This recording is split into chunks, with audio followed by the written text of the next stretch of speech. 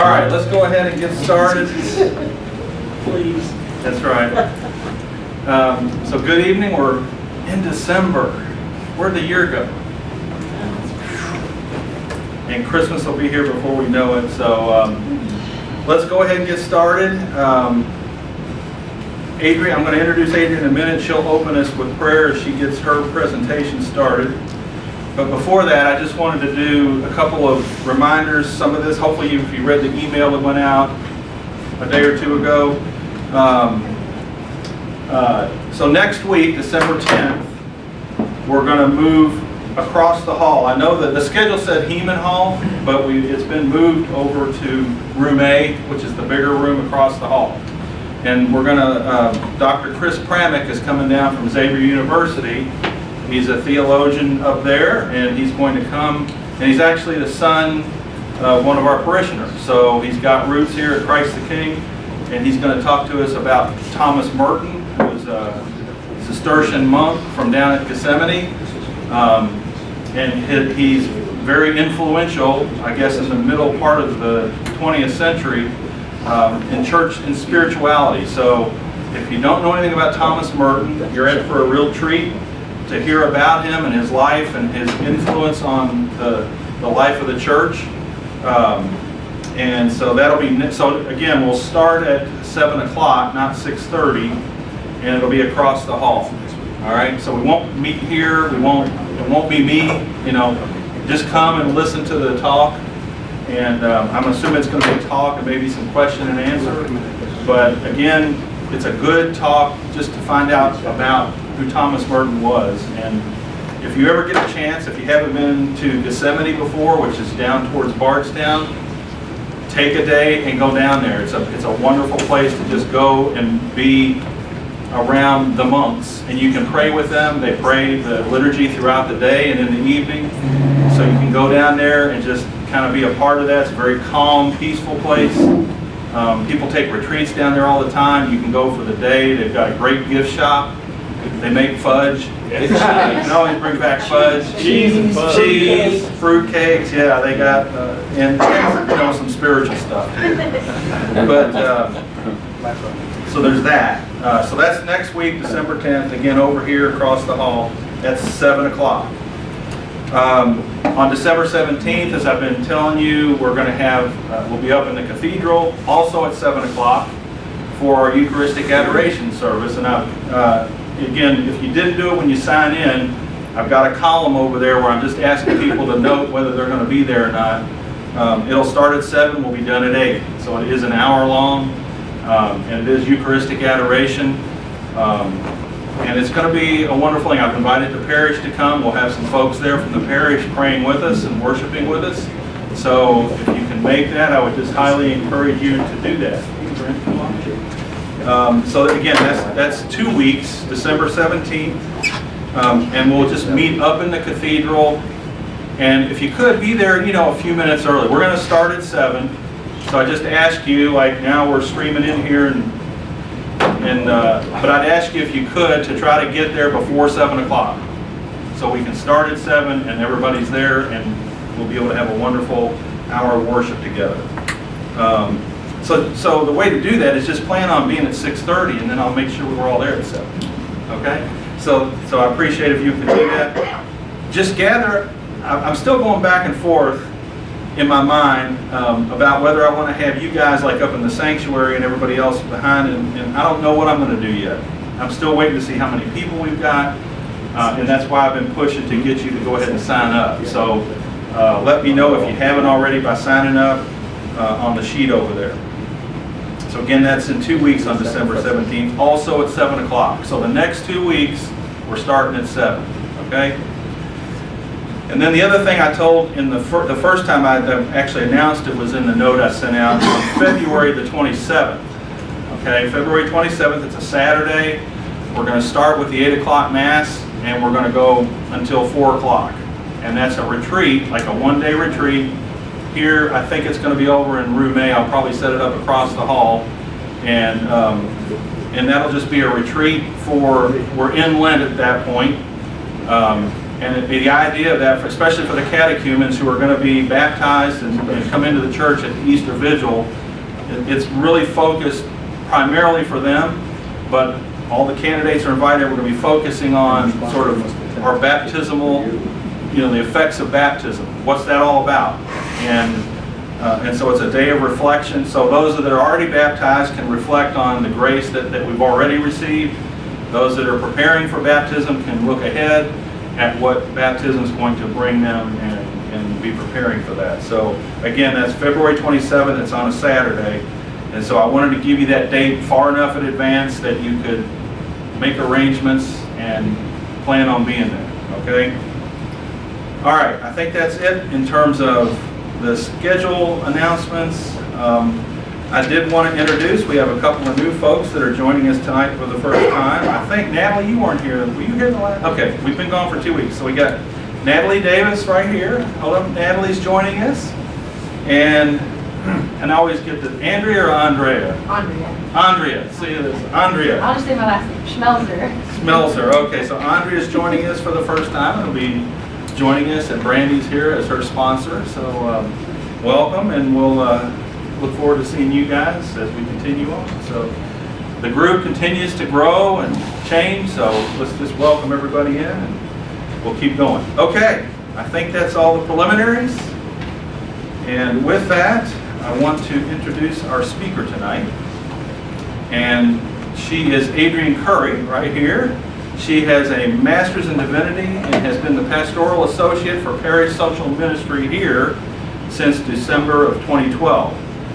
She's born and raised in Chicago, and prior to coming here to Christ the King, she was the program director for Catholic Relief Services, and she wrote justice education materials for the Office of Peace and Justice in the Archdiocese of Chicago, where she served for almost 15 years. She's an Augustine Tolton Scholar and a graduate of Catholic Theological Union. She received her Master of Divinity degree in 2001, and she's currently a Doctor of Ministry student at Lexington Theological Seminary. Besides her interest in social justice issues, and that's why she's here tonight, Adrienne is also interested in works in the area of social ethics, Black Catholic history, and morality. So, and it's kind of with mixed emotions that I introduce Adrienne tonight, because she is taking a new job up in the Diocese of Youngstown, Ohio. She'll be overseeing, she'll tell you what the job is here, so she's leaving us in about 10 days or 2 weeks, and so we've had a great working relationship, a month or whatever, okay, yeah, sometime soon.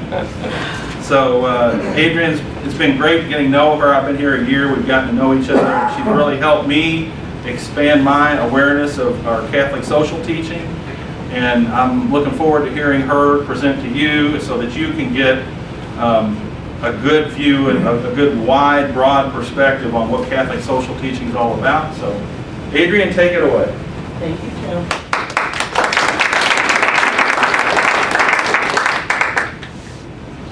Tomorrow marks my 3-year anniversary here at Christ the King, so it's with great mixed emotions that I'm leaving, but it's time. Let us quiet ourselves in God's name. In the name of the Father, and the Son, and the Holy Spirit. Amen. Lord, I pray, help me to know that our limited charity is not enough. Lord, help me to know that our soup kitchens and secondhand clothes are not enough. Lord, help me to know it is not enough for the church to be the ambulance service that goes around picking up the broken pieces of humanity for American society. Lord, help us all to know that God's judgment demands justice from us as a rich and powerful nation. Let us pray that the Holy Spirit will provide new gifts to meet new needs. Let us pray that there will be new voices of justice, new prophets who hear the words of the Lord and stand up as Christians to say, yes, the Spirit of the Lord is upon me. He has sent me to bring glad tidings to the poor. Amen. Amen. In the Father, and the Son, and the Holy Spirit. Amen. Just by a show of hands, how many people have ever heard of Catholic social teaching? Yay! Good. So, the problem with that is only half the people in this room raise their hands. And far too many Catholics are unfamiliar with the basic content of Catholic social teaching. Many Catholics don't adequately understand that the social mission of the Church is an essential part of our Catholic faith. And this poses a serious challenge for all Catholics, since it weakens our capacity to be a church that is true to the demands of the gospel. And we need to do more to share the social mission and message of the Church. And that's my job. So once everyone knows about Catholic social teaching, I will have worked my way out of a job. The central message is simple. Our faith is profoundly social. We cannot be called truly Catholic unless we hear and heed the Church's call to serve those in need and work for justice and peace. Now, Catholic social teaching is rooted in Scripture. It's founded on the life and words of Jesus Christ, who came to bring glad tidings to the poor, liberty to captives, recovery of sight to the blind. You know, Jesus in Luke 4:18 and 19 went into his hometown synagogue and opened up a scroll to Isaiah. And that's where that reading comes from, Isaiah. And then the people were saying, well, who is Jesus? Isn't he Joseph's son? How dare he come in here and do this? And they were ready to stone him. So Jesus always identified with the least of these, the hungry, the homeless, the stranger, in Matthew 15:45. Catholic social teaching is inspired by the passion for justice of the Hebrew prophets and the Scripture's call to care for the widow, the orphan, and the stranger. Now, there's a split between the faith which many of us confess and how we live our daily lives. And this deserves to be counted among the most serious errors of our age. The prophets of the Old Testament fought against the scandal, and even more so did Jesus in the New Testament. Catholic social teaching is nothing new. Like I said, it was founded on Scripture. It's over 100 years old and is expressed in papal encyclicals, statements of Vatican offices and commissions, church councils, and episcopal conferences of bishops. And the teachings seek to apply the gospel and the convictions of Christian faith for us today. In the spring of next year, there's going to be a series of talks in the Year of Mercy on Catholic social teaching. The first one Rod Stern will do, and I don't have the date, you can get that. He's going to go from the very first encyclical on social justice, Rerum Novarum, which talked about labor and unions and whatnot, to 1949. And then I'm coming back, and my talk will be at Pax Christi, and I'll cover 1950 through 2012. So I have Vatican II all the way to Benedict. And then Bishop John. Bishop John is doing Pope Francis. So that'll be in the spring. So I would encourage you all to come, since it's a Year of Mercy event. Now, there's 7 major themes of Catholic social teaching. And the first one, the way I'm going to present this, I'm going to give you the common American attitude so you can relate to it. I'm going to tell you what the Church teaches and why. So it'll be simple. So the first theme is the cornerstone, the life and dignity of the human person.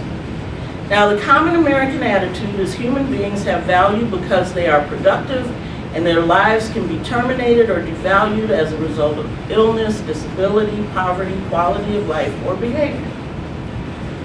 Catholic social teaching states that every life is sacred from the moment of conception until natural death. Every person is precious, no matter how young or old, how rich or poor, no matter what race, gender, ethnicity, or nationality. People are more important than things. So that means that everyone is worthy of respect.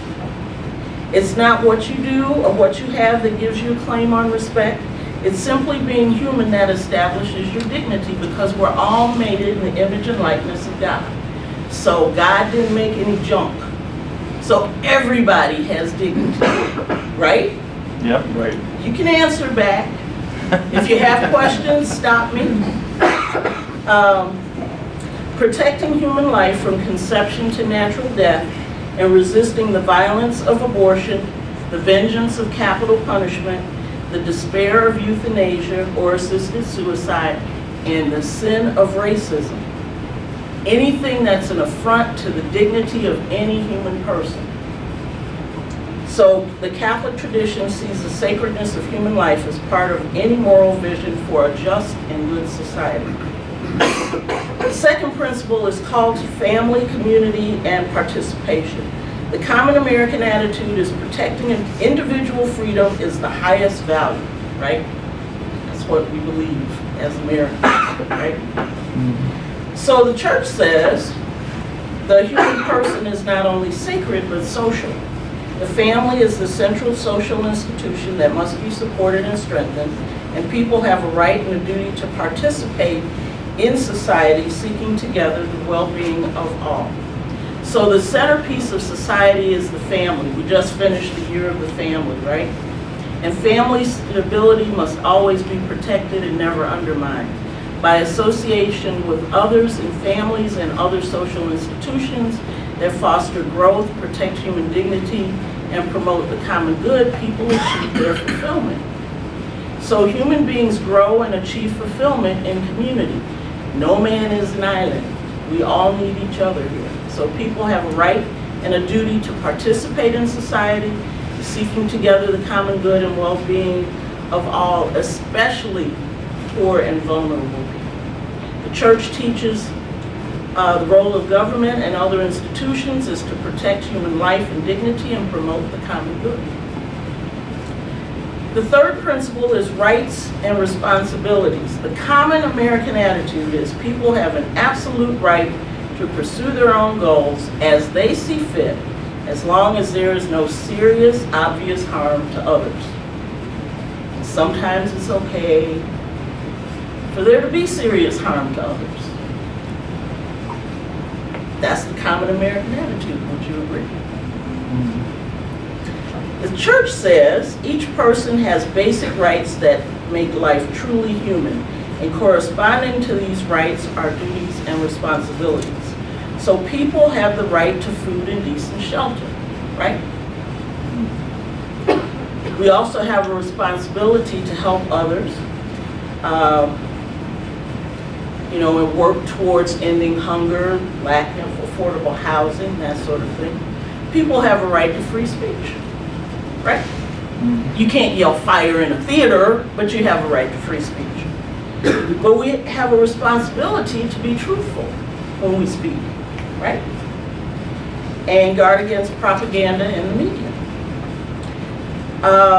People have a right to meaningful employment. They have a right to work for the common good, to guard against unemployment, job discrimination, unequal pay for equal work. People have a right to health care, right? We also have a responsibility to take care of one's health. There's a serious problem right now with the biggest group of poor people are children and the elderly right now. We have a right to political freedom. We have a responsibility to take an active role in public affairs, to guard against disenfranchisement, low voter turnout, campaign finance reform. We have a right to equal education, and we have a responsibility to take advantage of education offered, but there should be equal education for all. There's disparity in education all across this country. So the fourth principle is option for the poor and vulnerable. The common American attitude is a democratic society and free economy ensures equal opportunity to acquire resources for all. A person's only responsibility is to be reasonably truthful in the acquisition. The church says a basic moral test of a society is how its most vulnerable members are faring. Our tradition calls us to put the needs of the poor and the vulnerable first. We must reach out to the economically, physically, spiritually, and emotionally poor. When the Pope was here in the United States, what was he talking about all the time? Being with the poor, helping the poor.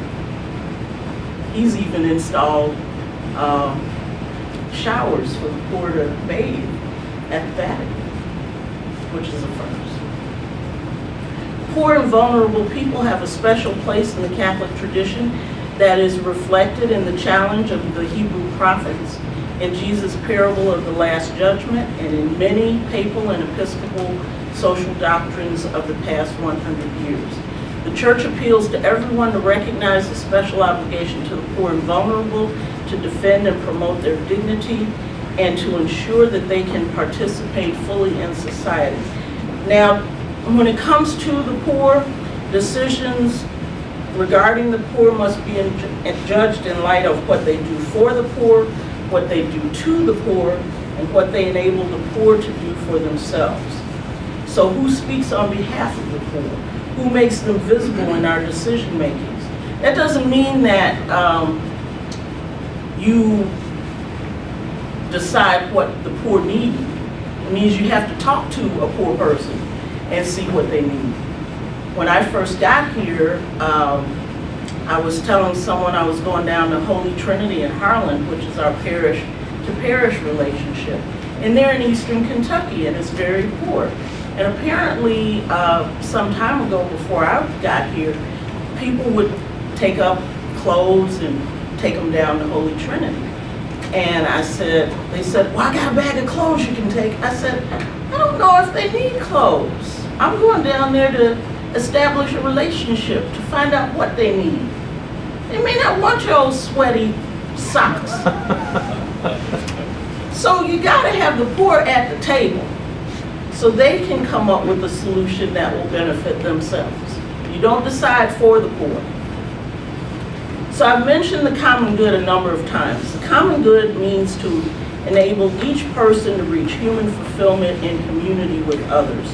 It's not the greatest good for the greatest number. The common good demands a never-ceasing conversation on how we ought to live together. Saint Pope John the 23rd defined the common good as the sum total of conditions of social living whereby men and women are enabled more fully and more readily to achieve their own perfection in cooperation, collaboration, and dialogue with others. So we would come up as a group to find out the common good for Europe. In an age of global interdependence, the Church recognizes a universal common good and affirms the needs for international structures that can promote the just development of the human family across regional and national lines. The fifth principle is the dignity of work and the rights of workers. The common American attitude is work as a commodity to be bought and sold at current market value. An employee's only obligation is to pay the employee the promised wage. Catholic social teaching says that people have a right to decent and productive work, fair wages, private property, and economic initiative. The economy must serve the people, not the other way around. Work has dignity because it's performed by the human person. People are more important than things, labor is more important than capital, and in Catholic thought, work is a way of expressing and realizing our dignity. And it's an opportunity to collaborate with God in the development of creation. Therefore, workers should participate in the workplace in a manner reflecting their responsibilities and dignity. Employers should treat workers with respect. They cannot be reduced to mere commodities. The Church has a long tradition of supporting workers' rights to form and join unions and worker associations of their choosing. I'm from Chicago, big union town. One summer we were hosting the National Black Catholic Congress. 3,000 Black Catholics from all across the United States and the islands would come to Chicago for a conference. The hotel workers were about to go on strike. The Hotel Workers Union was the worst union known to man. They were taking people's union dues. It didn't have any real power behind it. So my boss told me, he said, well, since you're gonna be in a hotel, you're gonna have to represent the Archdiocese on this union thing. Cardinal George had written a letter to the governor about strengthening, not letting the strike happen. I had to convince the bishop that was over the Congress not to let the strike happen. And eventually the strike didn't happen. So all the hotel workers, because at the time when the hotel workers were going on strike, if you worked in a hotel in downtown Chicago, you had no say. If you were late, you lost your job. If you were sick, you lost your job. So people would just hop from hotel to hotel because they couldn't, it was hard. So all of the hotels in downtown Chicago signed the union agreement. They strengthened the union so people had a right and values and, got sick time and whatnot, better wages, except one hotel, the Pitt Congress Hotel, South Michigan Avenue. So every day for 5 years, in blazing sun and brutal Chicago winters, there was a group with their placards walking around. I'd see them every day, twice a day when I was going to work. And finally, when the next union contract came up, they signed. So now all the hotel workers have better working conditions. So it's important. The sixth principle is solidarity. The common American attitude is at most people are required to take care of those close to them, people in your own family, those who are of similar race, geographical or cultural proximity. Catholic social teaching says we are one human family, whatever our national, racial, ethnic, economic, and ideological differences. We are our brothers and sisters' keepers, and we must work for the common good at local, national, and international levels. Also, I often liken it to a drop of water. A drop of rainwater falls into Lake Michigan, because that's the closest body of water that I'm used to. And it all mingles together. We're all in this together. And you can't take out that one drop because it's all part of the same pot. So the church speaks of a universal common good that reaches beyond our nation's borders to the global community. Solidarity recognizes that the fate of the peoples of the earth are linked. What I do, what you do, you think it just affects you, but it affects more than you. If I hit him, it not only affects me, it affects him, it affects Joan, it affects his children and grandchildren, right? I don't want them coming to get me. Solidarity requires richer nations to aid poorer ones. It commands respect for different cultures, demands justice in international relationships, and calls on all nations to live in peace with one another. Solidarity calls us to see others not as enemies, but as neighbors, and requires a just social order where goods are fairly distributed and dignity of all is respected. As our world grows more and more interdependent, these responsibilities cross national and regional boundaries. Violent conflict, poverty, and the denial of the dignity and rights of people anywhere on the globe diminishes each of us. The principle of solidarity calls us to work for peace, global development, protection of the environment, and human rights. Solidarity is about a fundamental vision of a society. It's the conviction that we are born into a fabric of social relationships, that our humanity ties us to others, and that the gospel consecrates those ties, and that the prophets tells us that those ties are the test by which our very holiness will be judged, especially with and for the poor and socially vulnerable. I live my life not being in the goat line. You ask, what is the goat line?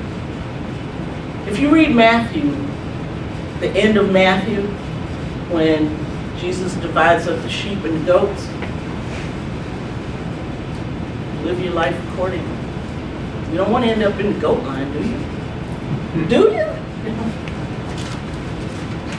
I mean, you all are coming into the church. Live your life like you want to be sheep, right? You don't want to go through this whole process and then end up in the fires of hell, right? I don't. I want to be on a rock inside the gate watching people come in.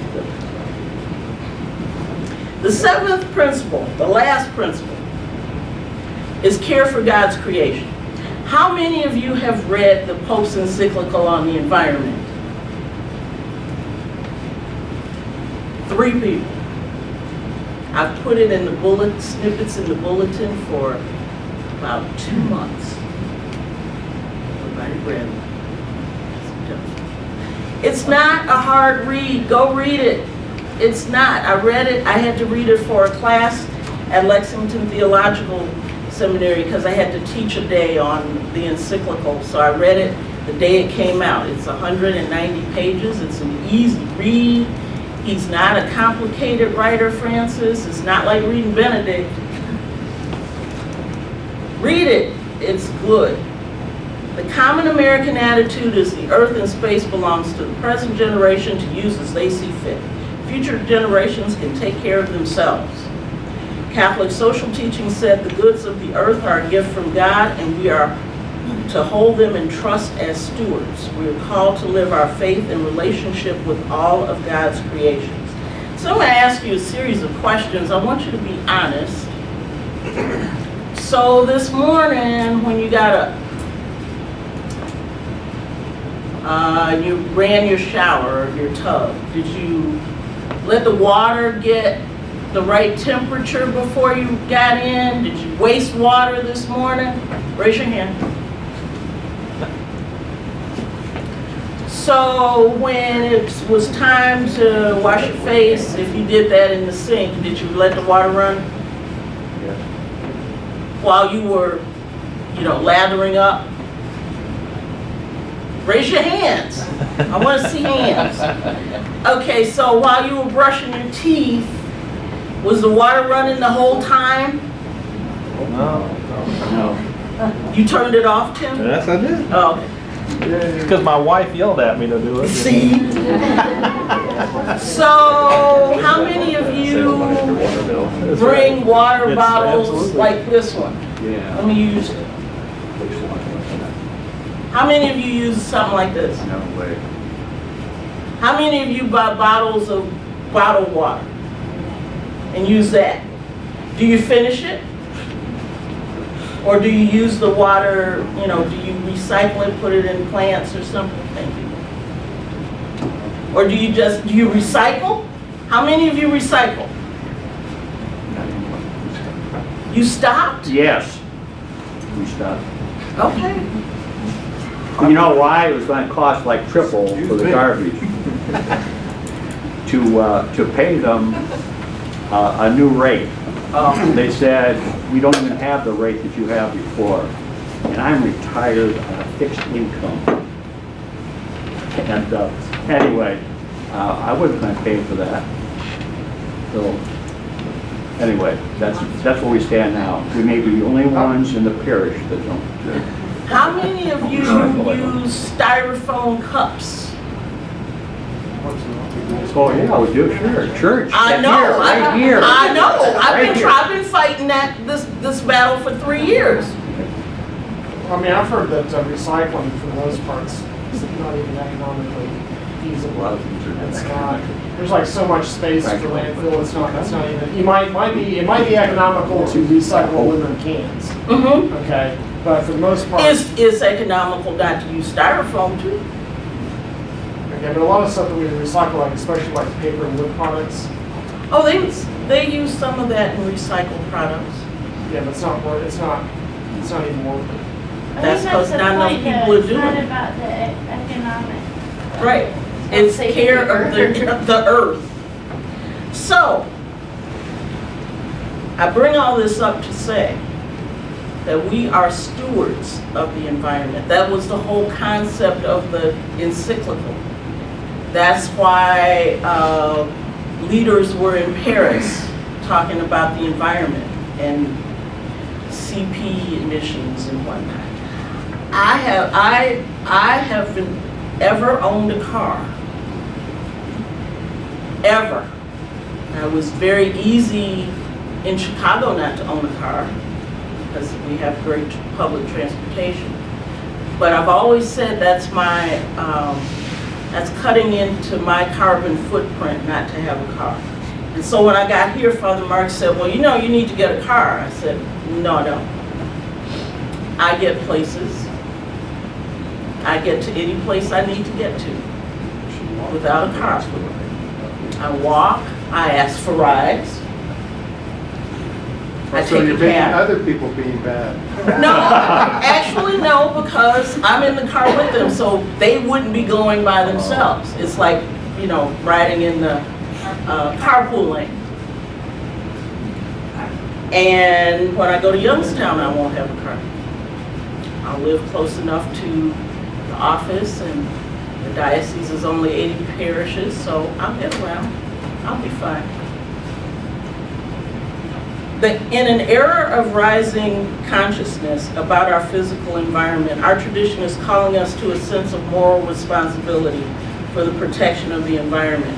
Croplands, grasslands, woodlands, air, water, minerals, and other natural deposits.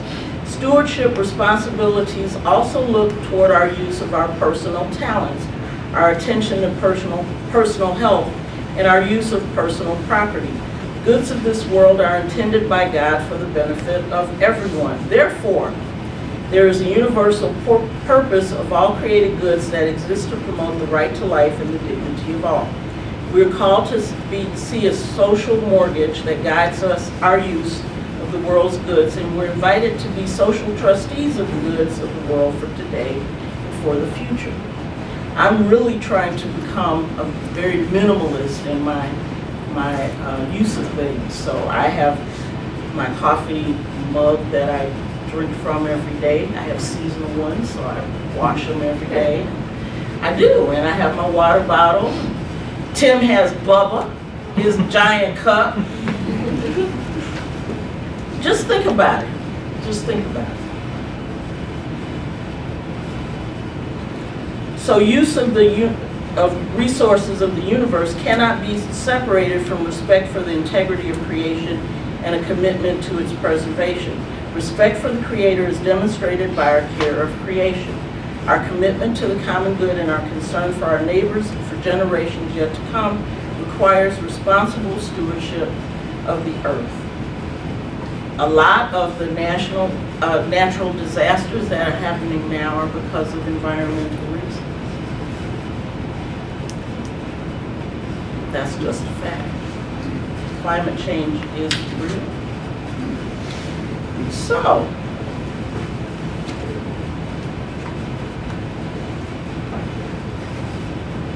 the church distinguishes between charity and justice.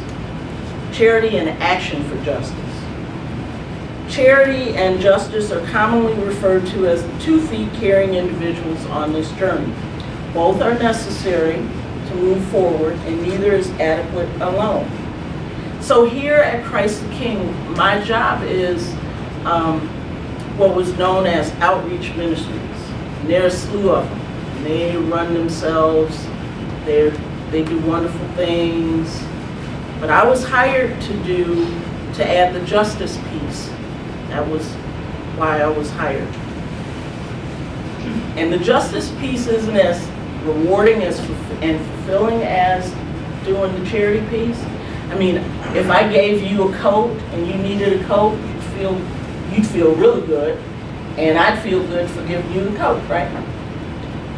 But that's not getting to the root cause of why you don't have a coat in the first place. And that's what justice does. Justice gets to the root causes of why people are in this situation. And a lot of times it's just easier to go and work in that soup kitchen, that food pantry, and do your thing, and then go home to your nice warm house and nice comfy bed and be done. Not think about it anymore. And people do that. Charity connotes giving from one's abundance out of kindness and encompasses donations and direct service. Many parishes and schools have strong service programs, especially this time of year. You walk through Heman Hall and they're collecting blankets and toiletries and God knows what. Looks like the money changers in the temple sometimes. Parishes and schools regularly collect food, household items, money to support people in need.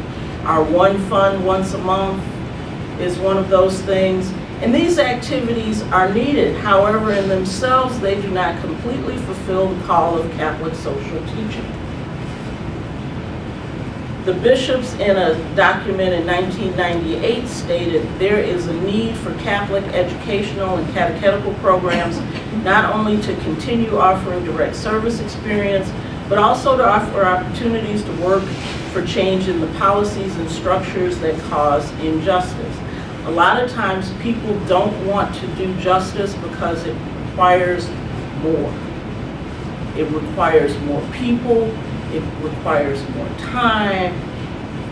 I hear a lot of times from people, well, you're getting political.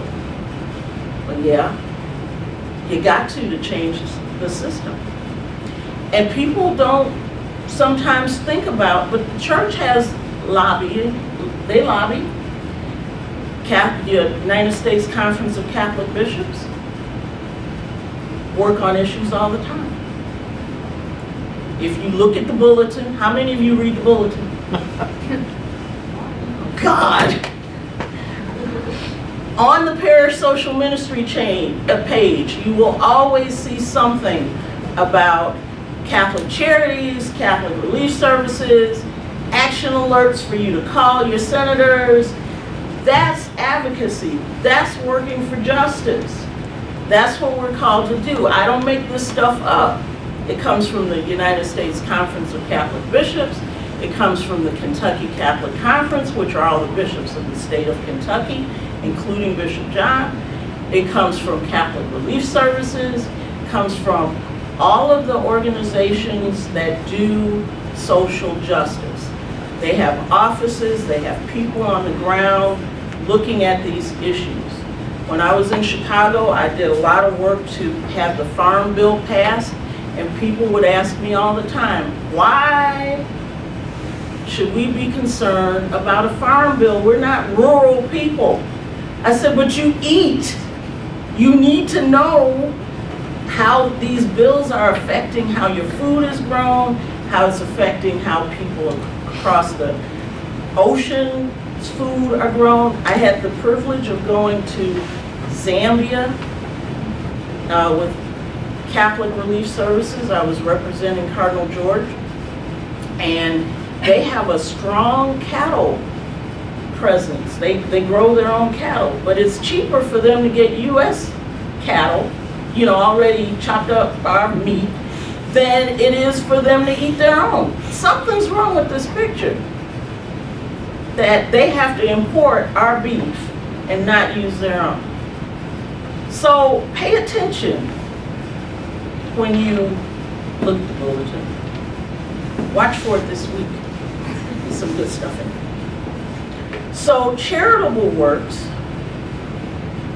is a response to an immediate need in specific situations. Feeding the hungry, clothing the naked, caring for and healing the sick, visiting those in prison. We step with the charitable foot when we work to aid or assist others, both locally and globally, to meet their immediate short-term needs. Examples include engaging in direct service or providing food, clothing, shelter, or monetary assistance. Because of today's complexities and sizes of our institutions, service and sharing alone are not an adequate response. The root causes of poverty and the unequal distribution of power are built into the world's systems and institutions. God, however, requires both charity and justice can often be achieved only through the mechanisms of government. The view that nations as well as individuals will be judged by the way they treat the weakest and most vulnerable among them is deeply embedded in the witness of such prophets as Isaiah, who we read all through Advent, who said, "How terrible it will be for those who make unfair laws and those who write laws that make life hard for people. They are not fair to the poor, and they rob my people of their rights. They all allow people to steal from widows and take from orphans what really belongs to them." That's Isaiah 10:1 and 2. Significant change and therefore help for those in need is impossible without addressing those institutions and systems. In this context, justice refers to action to bring about structural change.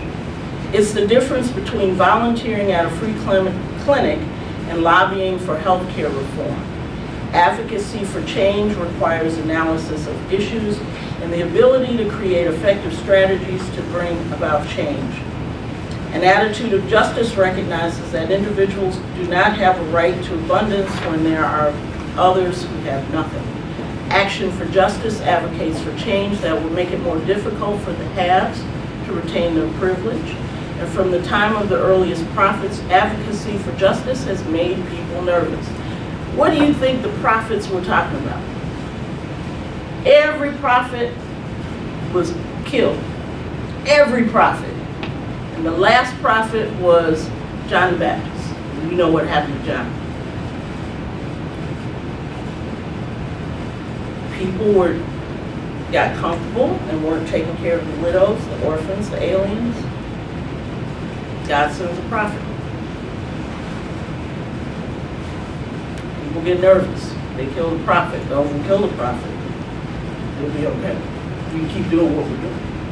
But that's not the case. Jesus criticized and disobeyed laws when they got in the way of helping people. He healed people on the Sabbath, even though all work was prohibited. Religion and government were intermixed, so Jesus was challenging the law of the land. The threat Jesus posed to both religious and political authorities led to his crucifixion.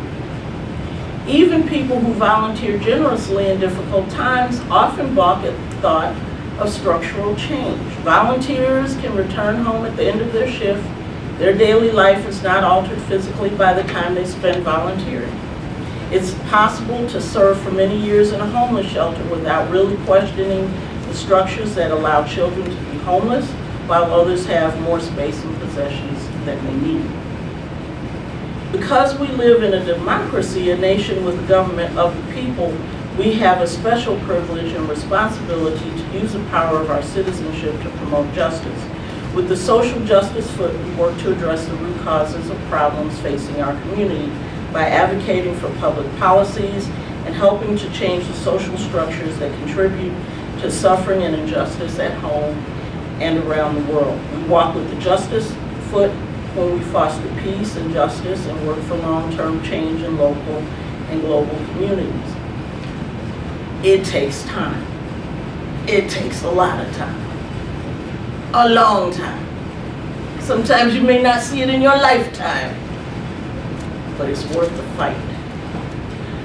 So some concrete ways to do this would be letter writing campaigns, like I put in the bulletin that no one reads, on various issues from the Bishops' Conference, Catholic Relief Services, St. Vincent de Paul, Bread for the World, which is an ecumenical organization and Catholics are part of it, that works on domestic and international hunger, and the Kentucky Catholic Conference. Another concrete way, Tim, you can pass out the purple sheet, is to get involved with BUILD. What is BUILD, you say? Building a United Interfaith Lexington through direct action. We have been members at Christ the King for 3 years since I've been here. It's an ecumenical group, 27 congregations. All the Catholic churches are part, with the exception of Pax Christi.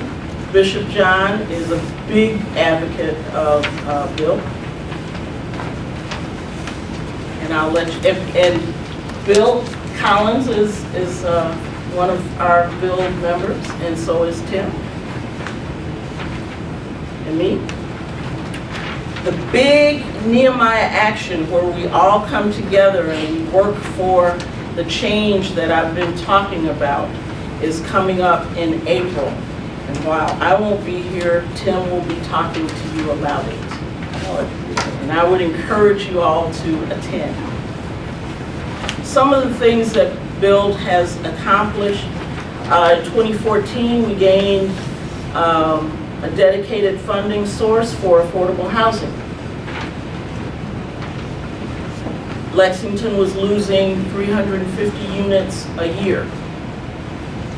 As a result of the Affordable Housing Trust Fund, this year 350 units have been fixed up, and they're affordable for people to live in safe, clean communities. Crime and drugs was a big problem and continues to be a big problem. But last year we won 40 slots in drug court, 40 slots of people who could avail themselves in court to get cleaned up and get a decent job and be productive. They were just sitting there empty. So we approached the person in charge, and drug court has a waiting list now. It takes a long time. Build worked on housing for 7 years. 7 years. 7 years.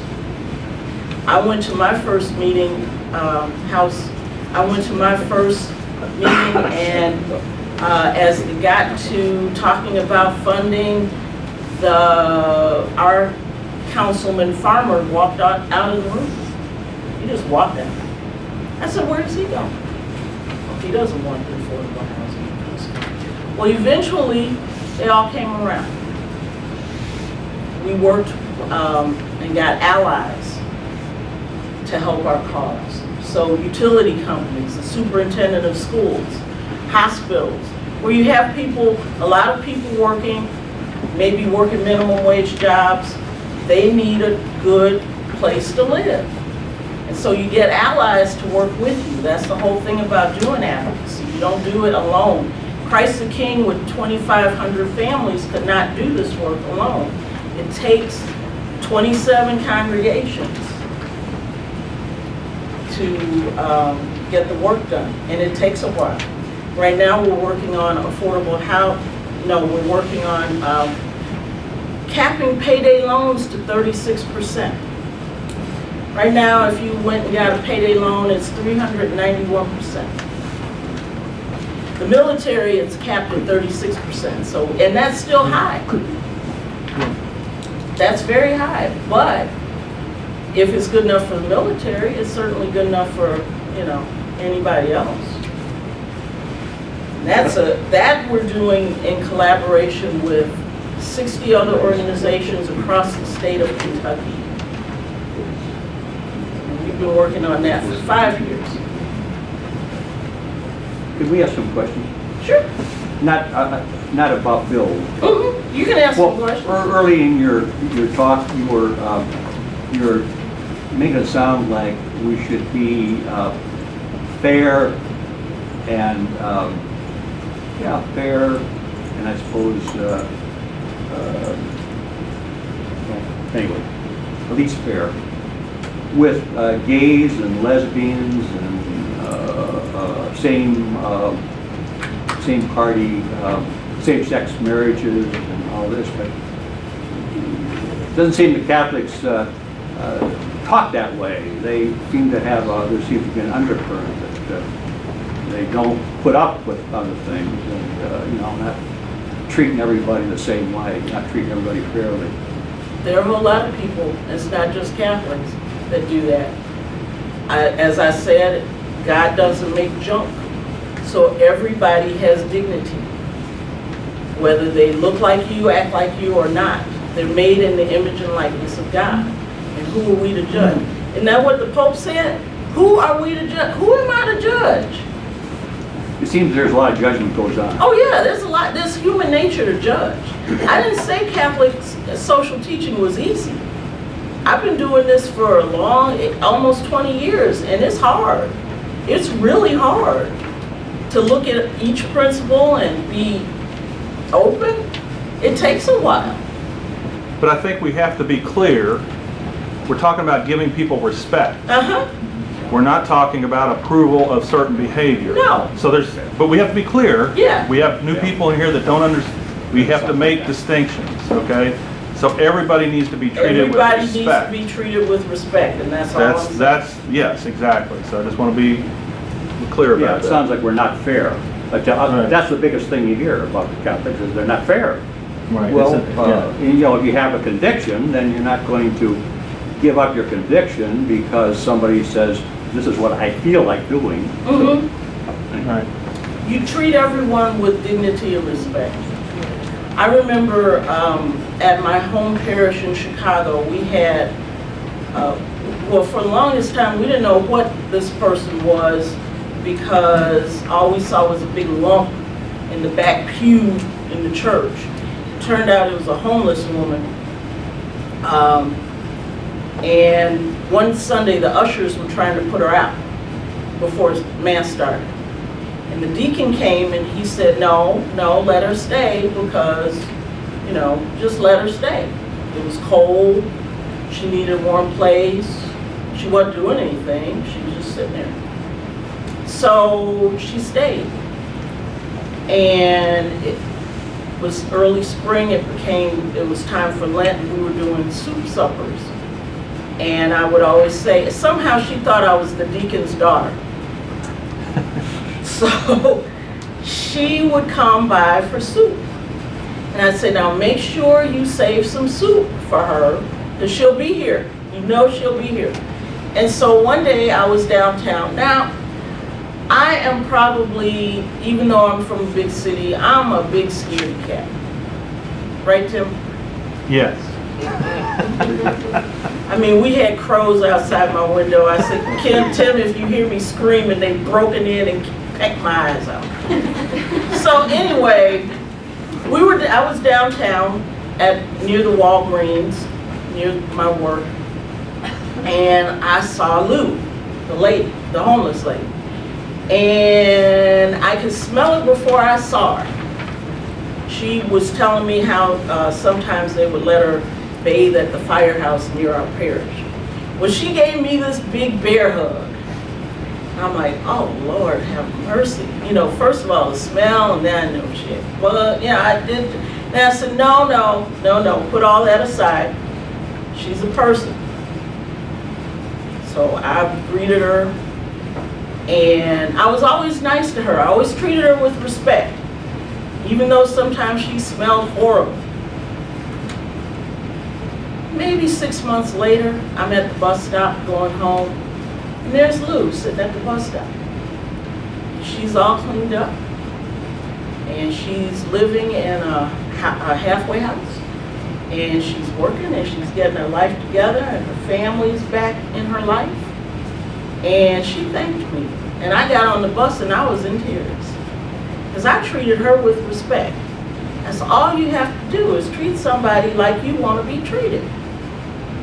Even if they're different from you. That's the start. Then you can get into the rest of the Catholic social teaching.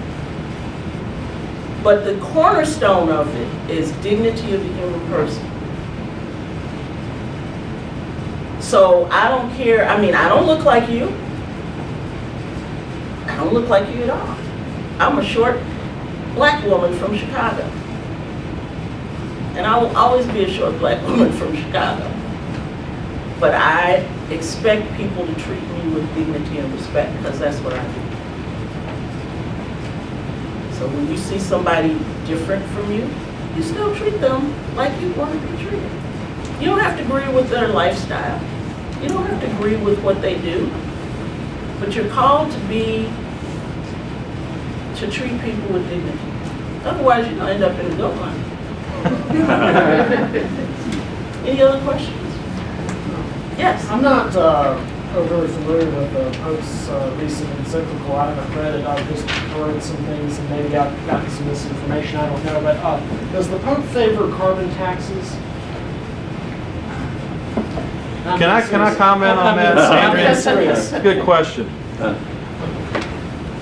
Catholic social teaching and the magisterium, including Pope Francis, are about stating principles, okay? Principles of how we make decisions about things.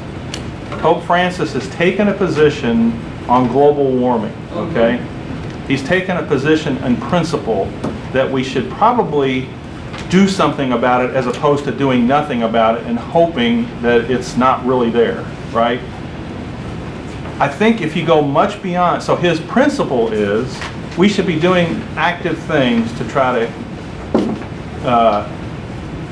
reduce carbon emissions. He will admit he's not a politician, he's not an engineer, he's not going to tell you how to make those principles happen, okay? So I'm making a general statement now. So he's going to, and not just he, but bishops, when they write encyclicals, all the different kinds of writings they do, they're looking to set principles up that are clear in what they're saying, but they're not going to get into the nitty-gritty mechanics of, okay, let's take immigration. Here's another example. Okay, go I'm ahead. gonna stop. All right, go. Because what happens is, okay, the Pope came out with his encyclical on environment. That's going to somehow translate into laws for the United States and for the world through different countries. Here in the United States, the U.S. Catholic bishops have experts that they rely on. And when bills come out, they will say, we approve, we want this, we don't like this part. So there is, when the rubber meets the road, the church is involved in some of that. Especially when it comes to dealing with poor countries and poor people. And that's another reason why it's hard to pigeonhole. You can't take the church and say it's, if you start looking at the politics, because in some areas, if you look at Catholic social teaching, it's going to be on this side of the political spectrum. When you look at other aspects of Catholic social teaching, the same Catholic social teaching, it's going to politically look like it's over here on this side. So you have to say, look, we're Catholic. If we're living authentic Catholic lives, we're Catholic first, right? Before we're American, before we're Republican, before we're Democrat, we're Catholic first, right? And Catholic social teaching should be informing us as to how we then look at all of these different issues and deal with them, right? Now the bishops, as Adrienne said, are relying on people when they get to the legislation, they're relying on experts to help advise them as to how they should advocate for those things, right? So you asked a specific question, which I don't know the answer to, like, is somebody advocating for some piece of legislation that would do that? I don't know the answer to that question. But Well, that's my concern because, I mean, some of this environmentalism, it sounds good on the surface, but you get into something Right. like carbon taxes, you start taxing like basic economic activity. I mean, you're saying you're for the poor people, but you start, taxing their water bill, taxing their electric bill. They're going to, the people that live paycheck to paycheck are going to run out of money. And so what I would do is educate yourself, first of all, which is obviously what you're doing, and listen to what the U.S. Catholic Conference of Bishops is doing, because they're talking to experts as well. So as Adrienne said, it's real easy to go out and collect, gloves and hand them out to people, and we should do that. But this area of justice gets really complex really fast. So you have to you have to educate yourself. You should be relying on like the Catholic Conference of Bishops, and really and that takes time and energy to go get that, make yourself aware of all of that. I would suggest, because there's all kinds of legislative advocacy that you can get involved in, When you look at the bulletin, there's always a link. It's for the U.S. Bishops Conference is usccb.org, for Catholic Relief Services is crs.org. You can get any kind of advocacy off of there, from immigration to environment to anything. They're there. The other one, Adrienne, I would mention is our state. Yeah, the Kentucky Catholic Conference. And I can find out, I'll get the email. One thing that they've done, and I guess is this one or is this the national one, but you can get on an email list. And Yeah, you get on a listserv, that's for all of them. And Okay, you just, yeah. they'll send you an alert, you click a button, all you have to do is, Yeah. You can Put first it of all in. read about what it Mhm. is. They don't expect you just to, they've made it very easy. You can find out what the issue is, assuming you're, say, yep, let's go for it. They make it very easy to write a letter to your congressman, send an email to your congressman and senator and all that, whether it's at the state level or the federal level. So the point is, they've really made it easy to be active. You don't have to literally go, well, let's see, who's my representative, what's the phone number, all of that stuff, which you used to have to do. Now it's all automated. You basically say, I live in this zip code, and then they can figure out, here's your state representative, here's your thing, and boom, off go. A little letter comes up, you fill in a couple things. If you want to add your own comments in, you hit send, and boom, off it goes. So it's one very of the easy. things that I've been doing my whole Catholic social justice career, I attend in January the Catholic Social Ministry Gathering. It's people from all across the country who are involved in social justice, be it at the national, international, state, local level. The bigger groups have their wraparound meetings like Catholic Relief Services, the Catholic Campaign for Human Development, Rural Life, St. Vincent de Paul. We learn the issues that are important to the bishops that they've deemed at their November meeting that is of utmost importance. And then we go and lobby our Congress people, our senators, and get them involved. Now, when I was in Illinois, we would go see Senator Durbin and the now President Obama. And they would always make time to see us. Always. We always saw them. Or our Congress people, representatives. Since I've been in Kentucky, I've yet to see our senators. They don't want to see their constituents here. So I'm waiting to see what happens when I go to Ohio.